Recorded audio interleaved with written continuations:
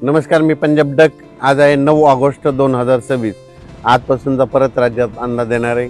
राज्यामध्ये 9 ऑगस्ट 10, 11, 12, 13च्या दरम्यान या 4 दिवसामध्ये काही काही भागामध्ये पाऊस पडणार आहे. तुरळक ठिकाणी पावसाचा अंदाज आहे, काही काही ठिकाणी जोरात पडणार आहे, म्हणून हा अंदाज सर्व शेतकऱ्यांसाठी सांगणार आहे. तर आज 9 ऑगस्टला तुम्हाला एक सांगू इच्छितो की एक भुवनेश्वरजवळ असलेला एक कमी दाबाचा पट्टा ते छत्तीसगडकडून मध्य प्रदेशकडून इकडे गुजरातकडे जात असल्यामुळं महाराष्ट्रामध्ये काय होणार आहे, नागपूर, भंडारा, गोंदिया, चंद्रपूर, वर्धा आणि त्याच्यानंतर अमरावती ह्या परिसरामध्ये काय होणार, ह्या 2-3 दिवस तिकडं पाऊस पडणार आहे. म्हणून पूर्व विदर्भातल्या त्या 6 जिल्ह्यातल्या शेतकऱ्यांनी अंदाज लक्षात घ्यायचा. म्हणजे पूर्व विदर्भामध्ये 6 जिल्ह्यामध्ये आज 9, 10, 11, 12, 13 तारखेपर्यंत पावसाचा अंदाज आहे. म्हणून हा त्यांनी शेतकऱ्यांनी अंदाज लक्षात घ्यायचा.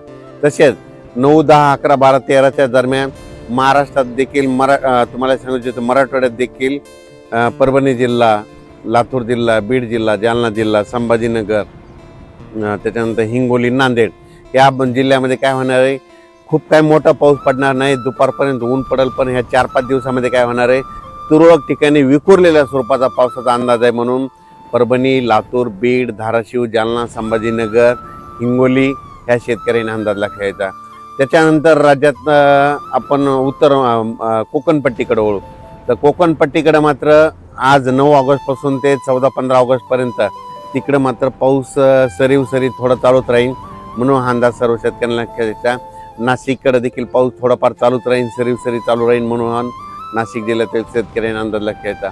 नंदुरबार, धुळे आणि जळगाव जिल्ह्यातल्या शेतकऱ्यांना सांगू इच्छितो की 12, 13, 14च्या दरम्यान तुमच्याकडे देखील ते कमी दाबाचा पट्टा वरतून जात असल्यामुळे गुजरातकडे जात असल्यामुळं तुमच्याकडं 12, 13 आणि 14 ऑगस्टच्या दरम्यान तिकडं तुमच्या इकडे तुरळक ठिकाणी वेगवेगळ्या भागात जोराचा पाऊस पडेल.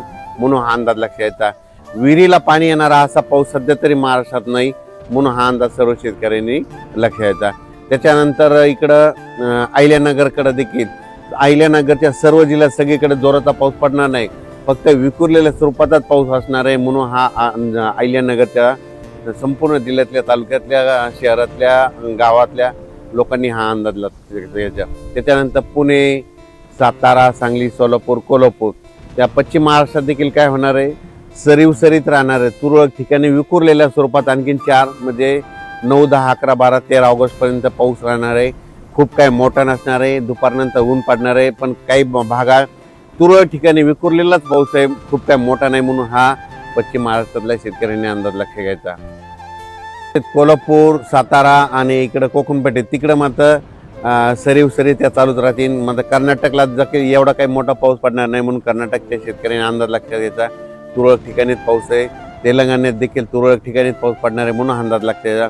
फक्त एक कमी दाबाचा पट्टा भुवनेश्वरकडून आपलं इकडं मध्य प्रदेशकडे जात असल्यामुळं विदर्भातच पाऊस पडणार आहे. ते पूर्व विदर्भात मग वर्धा, नागपूर, भंडारा, गोंदिया, चंद्रपूर, त्याच्यानंतर यवतमाळचा काही भाग आणि अमरावती, त्याच्यानंतर मोर्शी असं करत परतवाडा, इकडं जळगाव, जामोद, इकडं जळगाव, रावेर, धुळे, नंदुरबार ह्या पट्ट्यामध्ये जात असल्यामुळं मग ह्यामध्ये 11, 12, 13च्या दरम्यान तिकडल्या भागातच म्हणजे मध्य प्रदेशच्या बाजून महाराष्ट्र जे लगतचे जिल्हे, तालुके येतात त्या शेजारच्या तालुक्यामध्ये पाऊस पडणार आहे. म्हणून हा अंदाज लक्षात आहे.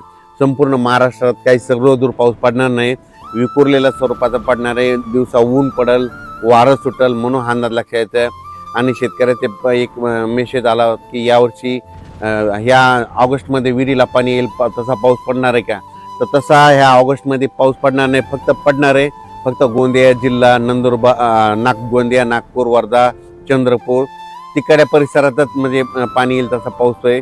आणि मात्र महाराष्ट्रात मात्र सप्टेंबर-ऑक्टोबरमध्ये मात्र सप्टेंबरच्या पहिल्या आठवड्यात मात्र महाराष्ट्रात विहिरीला पाणी येईल असा पाऊस पडणार आहे. पुन्हा मात्र धरण क्षेत्रात वाढ होणारा पाऊस, परतीचाच पाऊस असणार आहे. म्हणून हा अंदाज सर्व शेतकऱ्यांना लक्षात घ्यायचा. त्याच्यानंतर 15, 16, 17 ऑगस्टच्या दरम्यान एकदा राज्यात पाऊस आहे, पण ते सर्वदूर नाही.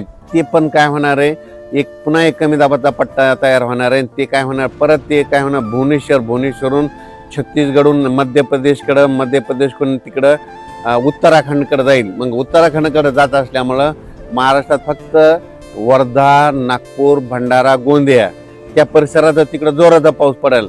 आणि तिकडं पाऊस पडत असल्यामुळं महाराष्ट्रात फक्त सरीव तुरळक ठिकाणी 15, 16, 17 ऑगस्टच्या दरम्यान विखुरलेल्या स्वरूपाचा पाऊस पडणार आहे, असा मोठा पडणार नाही म्हणून अंदाज लक्षात. फक्त मात्र विदर्भात, पूर्व विदर्भात ते पाऊस असणार आहे म्हणून पूर्व विदर्भातल्या शेतकऱ्यांनी अंदाज लक्षात घेऊन आपण आपल्या शेतीची कामे करायची. मी पहिल्यापासूनच आणखीन एक अंदाज सांगतो. मी म्हटलं तर म्हणत होतो की जूनमध्ये कमी राहील, जुलैमध्ये जास्त, ऑगस्टला कमी आणि सप्टेंबर ऑक्टोबर परतीचा पाऊस जास्त पडणार आहे. 13 नोव्हेंबरला थंडी येणार आहे म्हणून हे अंदाज दरवर्षी शेतकऱ्यांनी, यावर्षीचा अंदाज सर्व शेतकऱ्यांनी लक्षात घ्यायचा.